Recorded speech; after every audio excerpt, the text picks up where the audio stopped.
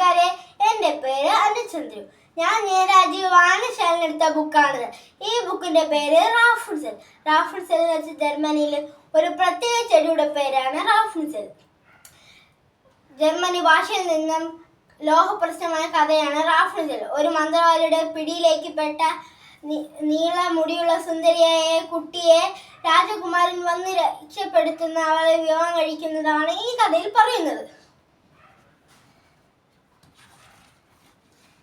ഇതാണ് മന്ത്രവാദിയുടെ ഉദ്യാനം. മന്ത്രവാദി ഉദ്യാനത്തിന്റെ അടുത്താണ് ഇവർ രണ്ടുപേരും താമസിച്ചിരുന്നത്.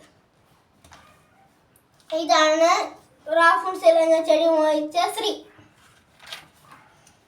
ഇതാണ് മന്ത്രവാദി. ചെടി പറിച്ചു വരുമ്പോൾ മന്ത്രവാദി അവിടെ വന്നു. മന്ത്രവാദി ശിക്ഷിക്കരുത് എന്ന് പറയുന്നത്. മന്ത്രവാദി പറഞ്ഞു, നിന്നെ ശിക്ഷിക്കില്ല, പാരം ഒരു നിബന്ധന. നിനക്ക് ജനിക്കുന്ന കുഞ്ഞിനെ എനിക്ക് തരണം. സങ്കടത്തോടെ മറ്റ് വഴികളൊന്നുമില്ലാതെ കുഞ്ഞിനെ സങ്കടത്തോടെ കൊടുത്തു. മന്ത്രവാദി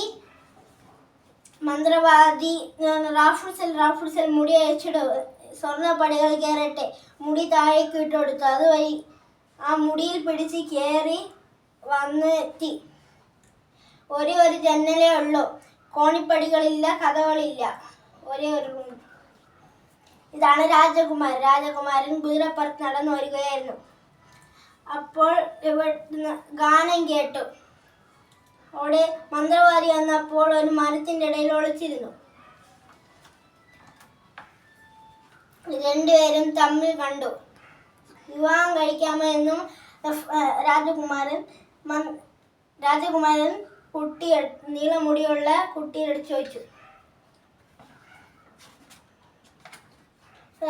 റാഫുൻസെൽ എന്ന് വിചാരിച്ച് മുടിയിൽ പിടിച്ച് കയറിയ രാജകുമാരനെ മന്ത്രവാദി തള്ളിയിട്ട് മുൾച്ചെടിയിൽ വീഴുന്നു. രാജകുമാരൻ 2 കണ്ണുകൾ നഷ്ടപ്പെട്ടു. നടന്നു മരുഭൂമിയിലെത്തി.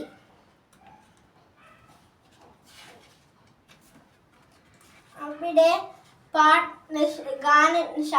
പാട്ട് കേട്ട് റാഫുൻസെല്ലിനെ ഉറക്കെ വിളിച്ചു. അപ്പോൾ സങ്കടത്തോടെ കരഞ്ഞപ്പോൾ 2 കണ്ണുനീരുകൾ കണ്ണിൽ വീണപ്പോൾ കണ്ണുകൾ തിരിച്ചും കാഴ്ച കിട്ടി. രണ്ടുപേരും കുട്ടികളോട് കൊട്ടാരത്തിനകത്ത് താമസിച്ചിരുന്നു. ഈ ബുക്ക് എനിക്ക് വായിക്കാൻ എളുപ്പമുണ്ടായിരുന്നു. ഇതിലിരിക്കുന്ന ചിത്രങ്ങൾ അതിമനോഹരമായി എനിക്ക് ഇഷ്ടപ്പെട്ടു. നന്ദി.